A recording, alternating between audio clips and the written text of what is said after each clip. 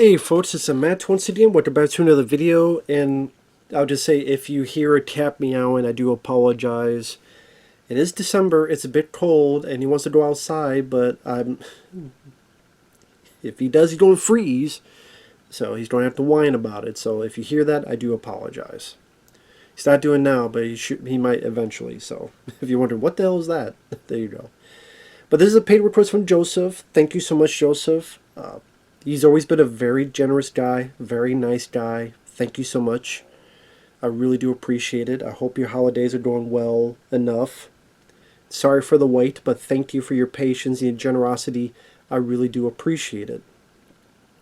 Now, and if anyone wants to request any type of topics like this, or movie review or re-review, random thoughts, streams, commentaries, tier lists, rankings, whatever the case may be, feel free to send it either directly to my PayPal.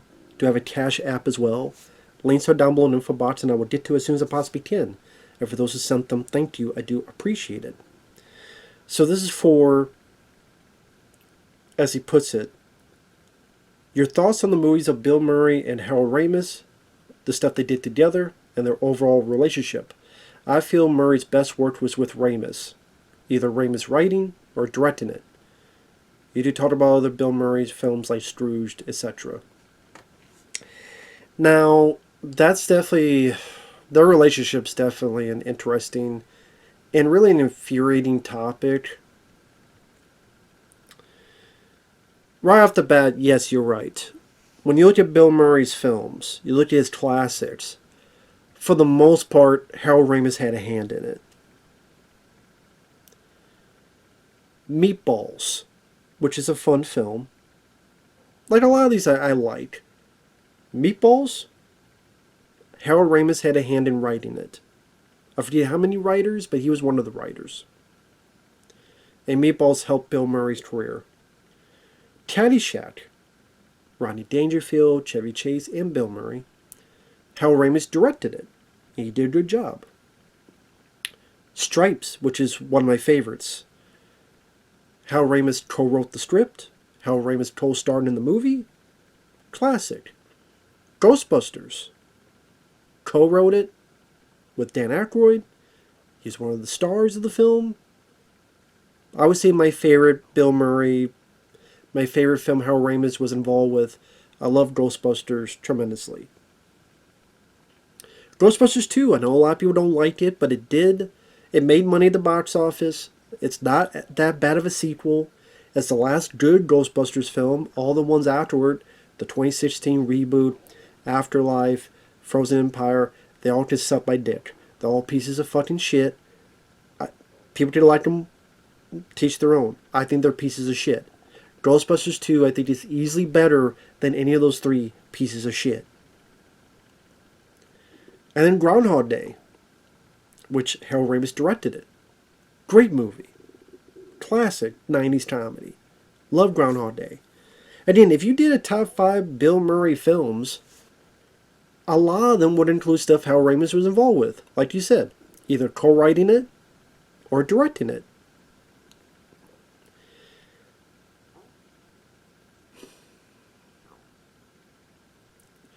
To get into the relationship, because I could go back and talk about the movies, it seemed like things were working well enough. Bill Murray, SNL, Meatballs, Caddyshack catapulted him to being a star. Stripes was a big hit. Ghostbusters was a fucking phenomenon in 1984. It was a phenomenon. It was looked at as like the biggest. You could argue Ghostbusters is the biggest hit comedy of all time. Now, I'm sure there are movies that have technically more box office dollar-wise, but I mean in terms of familiarity, global significance, comedy-wise, it's hard to beat Ghostbusters. At that time, Bill Murray also had another film called The Razor's Edge, which he co-wrote, he starred in, and that flopped. No one gave a flying fuck about The Razor's Edge. I mean, if it's the AC/DC song, sure. The movie, no. No one gave a fuck. It flopped. It bombed. Critics took a shit on it. That hurt him a lot, ego-wise, among others. That, and then people keep asking about Ghostbusters. He took a break. Like, people may forget, he took a break for 4 years. I mean, almost half a decade of the 80s, he did nothing except a cameo in Little Shop of Horrors and a cameo in She's Having a Baby. And then you have Scrooged in 1988, which is a fun comedy classic. Which I know Bill Murray had problems with Richard Donner, but I don't know if that did well enough, but that's a fun movie. That's easily one of my favorite Christmas movies. And before I get to it, like, if I'm talking about the movies he'd done up till then, Meatballs is a lot of fun. It's one of my favorite comedies that take place at a camp. It definitely inspired a lot of movies that took place at a camp. They rip off or take inspiration from Meatballs. Meatballs, like, story-wise, is nothing special, but I think Bill Murray really makes that work. I liked his friendship with the kid, Rudy. The other guys, I still remember the hot dog contest and stuff. Again, Bill Murray makes those scenes shine. The theme song's still catchy to me. Are you ready for the summer? I don't remember the sequels. Meatballs 2, I think had an alien in it for some reason. Meatballs 3, I think it wasn't about a porn actress that died and became a ghost to help Rudy. Which I remember I saw the cover and I went, is that the guy with the glasses in Meatballs 1? Oh no, it's supposed to be the little kid that grew up. But then as he grew up, he looked like the guy who had the glasses, dirty guy in Meatballs 1. So I got confused as a kid on that. I think I saw that once as a kid, Meatballs 3. But I can't tell you any details about this. I don't remember it. Meatballs 4, I don't think I ever saw. If I did, I don't remember it. I know it has Corey Feldman. Do not get me started on Corey Feldman. I go on a 30-minute rant on it. Who knows, maybe that'll be a request one day. Just rant on Corey Feldman. Again, if I start, I'm not going to stop. There's a lot of things I can say about Corey Feldman. Anyway, but yeah, I don't think I saw Meatballs 4. If I did, I don't remember a damn thing about it. The only one I remember is Meatballs 1. Maybe one day someone will request all the Meatballs films. Review them and stuff. But Meatballs is a fun movie. It's a good starting point for Bill Murray as a lead. Caddyshack, I know that at first that was supposed to be Miles O'Keefe and the other Caddies movie, but people realized, of course, Rodney Dangerfield, Chevy Chase, Bill Murray, those are more interesting of the characters, so more spotlights put onto them, which was good. That's what makes the film work. Different types of humor, all working well. Roddy with his one-liners, Chevy Chase with his deadpan, Bill Murray, goofy but fun character. Yeah, I kill that golfer. Yeah, but if I kill all the golfers, no, not kill all the golfers, the gopher. It's in the hole. It's in the hole. A lot of fun, classic moments in Caddyshack. Stripes, one of my favorite comedies, one of my favorite Bill Murray films. My friend Fabio, he was in the military. He said that's the most realistic look at military life is Stripes, which is sad. He has no point in lying, so I believe him. That's just sad to hear. But Stripes is hilarious. John Candy, Warren Oates. Bill and Harold Ramis worked very well together as a team. I even like the action finale. Some don't. I liked it. John Candy is great. To repeat once again, he's so good in that. Warren Oates is good as the foil, the villain. Well, I mean the drill sergeant. It is alive. There's a lot of funny moments in that. Even the beginning where he's the taxi driver and the lady's giving him shit. It's like, oh, we're gonna cry now. There's so many fun moments in that movie. I love Stripes. Ghostbusters is a classic. What more can be said? Are you menstruating right now? What's that got to do with anything? Back off, man. I'm a scientist. There's so many one-liners, so many great moments in that.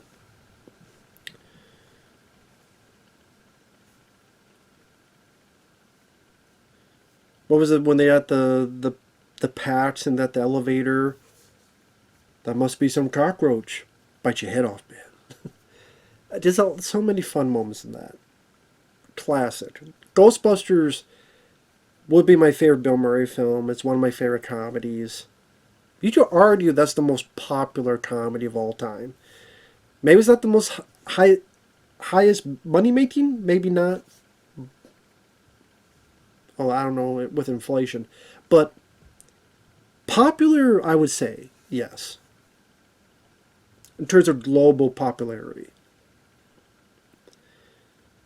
And again, Bill Murray wrote and co-wrote and starred in The Razor's Edge, and no one gave a shit. I might have seen that once. I don't remember a damn thing because I didn't give a shit. You didn't give a shit. No one really gave a shit. Then you have Scrooge, his comeback, fun film. Love the commercials at the beginning. The Lee Majors saving Santa from terrorists. I want to see that movie in real life. I love the international terrorism. And he did his job to sell me on this fucking special about Scrooge. Planes exploding? What the fuck? Karen Allen is beautiful. I love Karen Allen. She seems like such a sweetheart. It's my favorite take on the Scrooge story. Is Scrooge. It's very funny. Good cast. Bobcat Goldthwait is fun. I love the ghosts. Was it Carol Kane? That's so much fun, Scrooged. One of my favorite Christmas movies. Ghostbusters 2, I think is a fun sequel. I never thought it was as bad as people make it out to be. Is it as good as the first film? No. But Ghostbusters 2 I always thought was fun. Like I said, it's the last good Ghostbusters movie. Yeah, I get it. It sucks that they kind of had to restart again. So they get together and then they get the ghost and then the montage. So there are things that are a bit too familiar from the first film. But the stuff they added, like the ooze, the slime, the Vito character, I actually think the romance between Bill and Sigourney Weaver is better in Ghostbusters 2. I think them becoming an item makes more sense in Ghostbusters 2. Ghostbusters 1 is, yeah, they talked a few times and then he helped save the day. Here, you really bought their bond and the way he was nice to the kid and, oh, you're making fun of the kid's name, but good-naturedly. That I could see why they would get together, and then apparently Ghostbusters Afterlife, they're still together because there's that scene at the end. So I'm assuming they're still a married couple. I would assume. It's because of Ghostbusters 2 events. So, I mean, the Ernie Hudson being scared by the ghost train. Did you catch it? I missed it. Yeah, there's still a lot of fun to be had. Them being like the New Yorkers and Harold Ramis just going, yo, not knowing what else to say as they're trying to see what's underneath, but they're trying to bullshit the cops and stuff. Ghostbusters 2 is fun. And it made money. It's not as bad as people make it out to be. So then 1990 you had Quick Change. That was another film that Bill Murray, he starred in and he co-directed actually. And that film bombed. Now, some people like Quick Change. I didn't really care for it. I was like, whatever. Like, Quick Change did nothing for me. A lot of people really love that film. To me, I'm like, eh. Also, if you look in the interviews, it's weird. Like, Bill Murray is almost, like, ready to touch and fucking suck on Gina Davis' neck during this, like, TV interview. I mean, what the fuck was that about? Like, they're sitting in the chair, he's, like, touching her. Like, what the fuck is that? Like, that was weird. But the movie itself, Randy Quaid annoyed me. I didn't think it was as funny as people made out to be. I'm not big on Quick Change. It's not the terrible film. I'm not really a fan of it. What About Bob is fun, but I know he had issues with Richard Dreyfuss and they hated each other. What About Bob is a fun one, though. Groundhog Day, I think, is one of his best 90s movies. In fact, I'd probably say I would say Groundhog Day is his best 90s movie. Especially ones that he starred in. And for some reason, him and Harold Ramis had, like, they had fights where Bill Murray wanted the film more philosophical, and then Harold Ramis, hey, this is a comedy. Remember that. And while there are some philosophical ideas, at least the good-naturedness of karma, him pretend to be a better person, not working, but when he is a better person and just kind of accepted his fate and is just helping people, then lo and behold, it worked out. And I think that has some good heart to it between him and Andy McDowell, and you really see that change of Bill Murray's character, and it's a nice good-natured ending. There's some fun comedy in it as well. Yeah, it makes the film better, but the best parts of it are still the comedy bits. Ned? That's still, I mean, I don't think Harold Ramis was wrong to keep reminding Bill Murray it's a comedy. And then I've heard that Bill Murray was having issues with, I don't know if it was marital problems. I don't even know if he was married.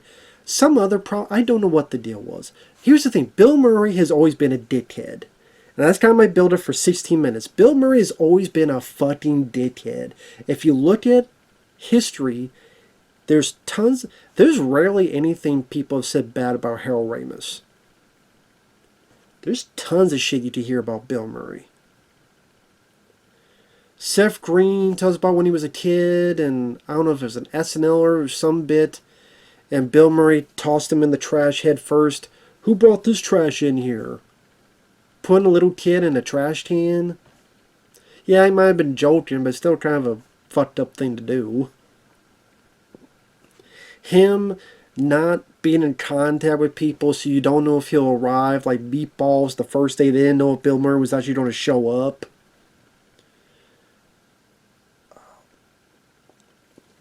Bill Murray making it difficult fighting with Richard Dreyfuss as if he needed to do that. And what about Bob?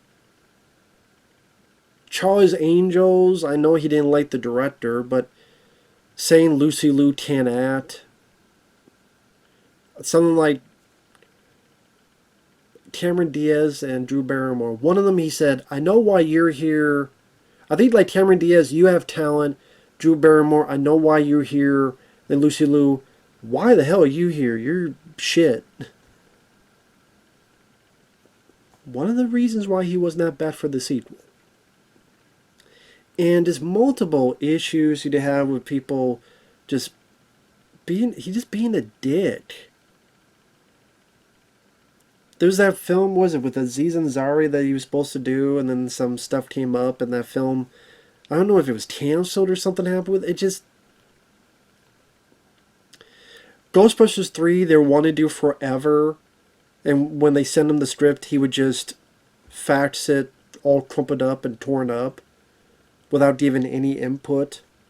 The reason you never got a Ghostbusters 3 is because of Bill Murray. Even when they did the video game, I think he recorded separately. That's why you could tell Bill Murray's voice is off. Like, if you played the Ghost... Which, I like to play that for the channel one day.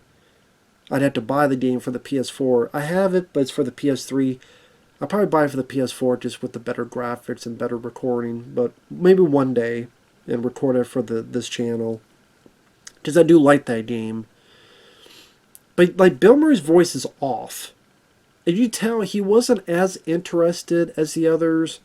And granted, a lot of times you record separately, to be fair. Sometimes you record together. But he just felt like he was off, separate from the others. Just, his voice acting wasn't as punchy as, like, the others felt like. Harold Ramis didn't feel like they missed a step. Bill Murray, he was not as interested. Like, you could tell with his voice, his line readings. So I don't know if he did this for a paycheck or he did this for whatever. Probably did. And it's infuriating because Ghostbusters 3 for 1994, let's say, 10-year anniversary of the first film, that could have been fun to see. They would have been young enough to still be prominent and not feel like, oh God, they're doing it again. But Bill Murray said no, no, no, no, no. And then lo and behold, now he's doing them. I've heard he was kind of forced to do the 2016 one, but he did Afterlife. He did Frozen Empire. Seems like with no bullshit around him. He's always been a dick. He's always made these stories of him treat people like shit. Him being a diva on the set of Scrooged. And apparently he pissed off Harold Ramis so much on Groundhog Day, Harold Ramis had to slam him against the wall. And then Bill Murray cut off ties with Harold Ramis for almost 20 years. Now, supposedly, allegedly, when Harold Ramis was dying, Bill Murray met with him and then they had their peace. But it just... Bill Murray, great comedic genius. Love him as a comedic performer. One of my favorite comedy actors of the 80s and 90s. By far. Him, Eddie Murphy, they're up there. As a person, I don't like him. I don't like him at all. I think he's two-faced. I think he's full of shit. I think he treated a lot of people like shit and didn't get the comeuppance for it. And the way he treated Harold Ramis for almost 20 years, I do think he does feel guilt about it. I know I'm doing my Dr. Phil shit. Because before, he would never do interviews. He would never do other things. I think, like, Stripes, they had to interview him. I think it was when he was doing Lost in Translation, but he had to do, like, this, because he had to be eccentric, had to do an interview in this one way, in this one form, and I don't know, just... Now he seems more willing to talk about things. He's more willing to do things. And he brings up Harold Ramis a decent amount now. And they talked about like the forte of Stripes.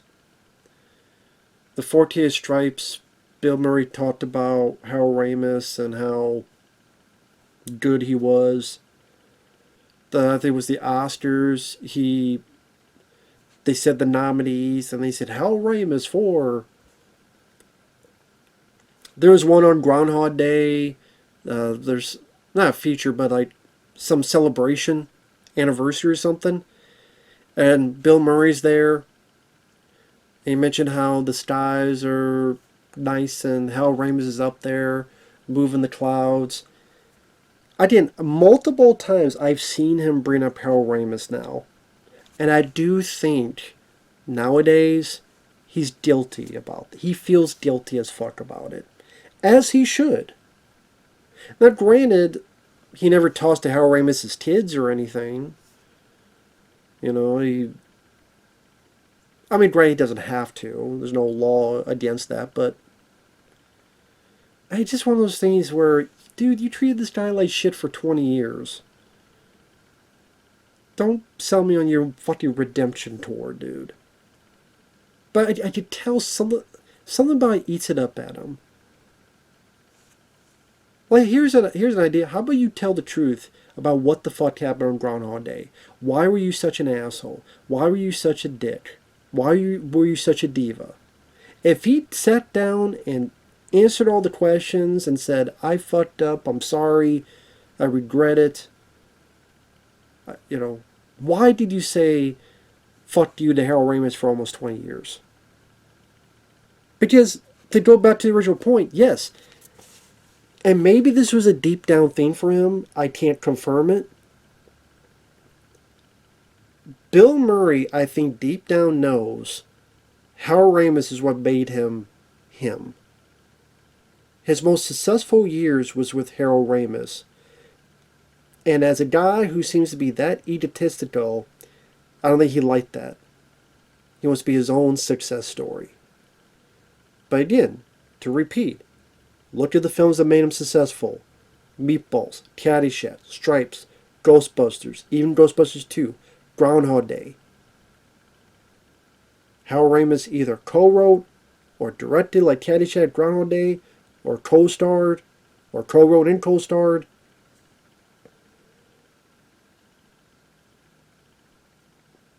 Scrooge came out, I don't think did the best.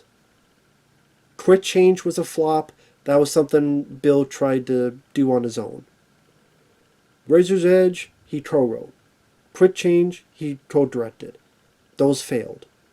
But when Harold Ramis gets involved, it became a hit and successful. And even afterward, Mad Dawn and Glory, I don't remember much about it. Robert De Niro's in it. I don't think that did well. I could be wrong. Ed Wood, he had a big part in it. I love Ed Wood. I think it's one of Tim Burton's best movies. Bill Murray's in it for, 5 minutes? Larger Than Life, I like Larger Than Life. I think it's fun. Yes, it's about him and an elephant, but I thought it was cute. I thought there was charm to it. I thought it was funny. Bill Murray still had some good one-liners in there. Matthew McConaughey stole the show. It's like one of the more unique Matthew McConaughey roles. I love his character in that. I love the stuff between him and Bill Murray. Larger Than Life I still think is a lot of fun. But that was a big bomb. Space Jam, I like Space Jam. He's in it for 5 minutes. The Man Who Knew Too Little, I could watch it. I can be entertained by it, but it bombed. So, Kingpin, it's fun. I don't like it as much as the other films, but I like Kingpin for what it is. He played a villain. He's not a side character, but he's not one of the two main stars. He's the villain of the piece. But yeah, the stuff he started, like Larger Than Life bombed, Man Who Knew Too Little bombed, Wild Things, he had a big part in.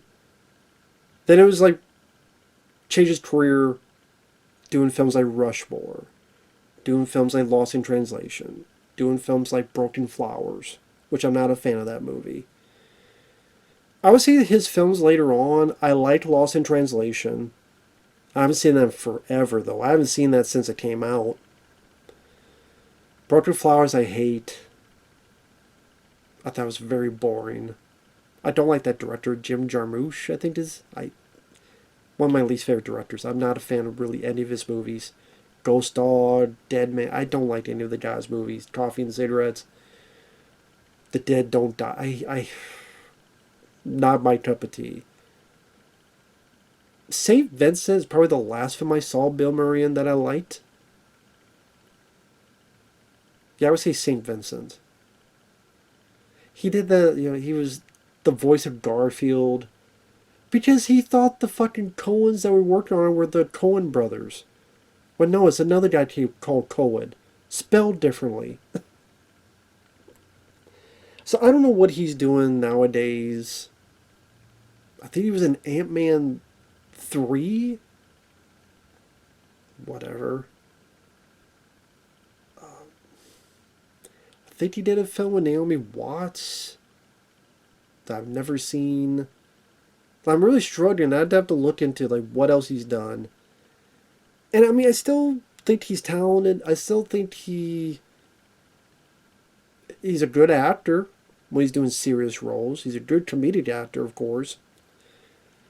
But I mean, now he's more willing to do Ghostbusters. I mean, all this time they wanted you to do Ghostbusters 3. They would like to have seen your input, I'm sure. But you want nothing to do with it. You didn't even want to talk. But now I'll take this movie, this shitty Ghostbusters, that shitty Ghostbusters. You motherfucker. And again, the way you treated Harold Ramis, now you went, he was such a good guy. Well, okay, he was such a good guy. Why do you say jack shit to him for 20 years, you fucking dick? So, Bill Murray, there's a lot of films of his I like. I think he's a dickhead in real life. I don't like him as a person. Like him as an actor. And once again, to agree with you, yes. The best works he did was with Harold Ramis. I think deep down he knows that. I think deep down Back to the day, he was pissed off about that for whatever the fuck reason. I'm like, if it works, it works. Now, since Harold has died, I think he finds a bit of a guilt.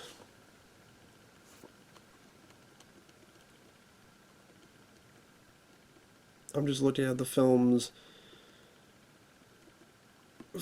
Yeah, films I don't remember. He did a lot of films with Wes Anderson. I'm not a big Wes Anderson guy. I've never been really into Wes Anderson. Just not for me. Then he was in films like Aloha.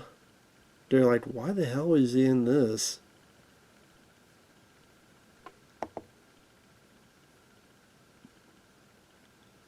And yeah, a lot of bit parts. The greatest beer run ever. The French Dispatch. Of course, another Wes Anderson film. He mainly does a lot of shit with Wes Anderson nowadays. He's in almost every Wes Anderson film. So there you go. Jim Jarmusch or Wes Anderson or Sofia Coppola. So, like the directors he's worked with before, maybe because they've heard all the stories of Bill being difficult and those are the only people who want to work with him. Or maybe there's only people he want to work with. But yeah. It's a shame he's like that as a person. Again, I don't like what he did to Harold Ramis. I thought it was such a shitty bit of business. That's just me, though. So, take that for you will. Thanks for watching. Take care. And we'll see you guys later. Bye-bye for now.